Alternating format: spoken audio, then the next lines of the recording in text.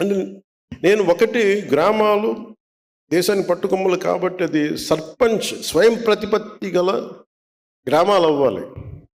కానీ దానికి చాలా కష్టసాధ్యమైంది ఏంటంటే, ఒకటి గ్రామాలు, పంచాయతీలు రాజకీయాల్లో కూరుకుపోయినాయి, లేదంటే వర్గపోరులో కూరుకుపోయినాయి, లేదంటే కులాల మధ్య కూరుకుపోయినాయి.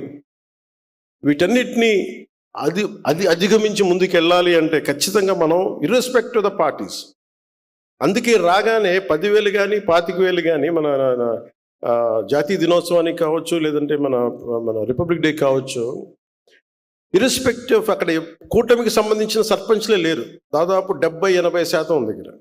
ఎందుకు ఆ భరోసా ఇవ్వడానికి మేము ప్రయత్నం చేసామంటే, it's irrespect of politics, irrespect of political benefit, irrespect of whether NDA is there or not.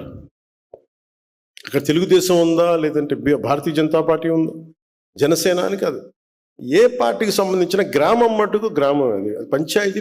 ఆ పంచాయతీ సర్పంచ్కి ఇవ్వాల్సిన మర్యాద కానీ, ఎంపీపీలకు ఇవ్వాల్సిన మర్యాద కానీ, ఎంపీటీసీలకు ఇవ్వాల్సిన మర్యాద కానీ, జెడ్పీటీసీలకు ఇవ్వాల్సిన మర్యాద ఇర్రెస్పెక్ట్ ఆఫ్ ద పార్టీలకి అతీతంగా అది ఇవ్వడానికి మేము సంసిద్ధంగా ఉన్నాం. అదే మేము చూపిస్తా ఉన్నాం ఇక్కడ దాకా.